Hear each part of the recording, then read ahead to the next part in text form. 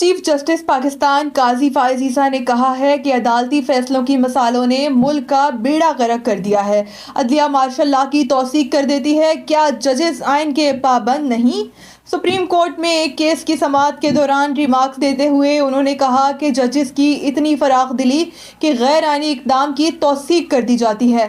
پاکستان میں یہی ہو رہا ہے، ایک کے بعد دوسرا مارشل لا آ جاتا ہے۔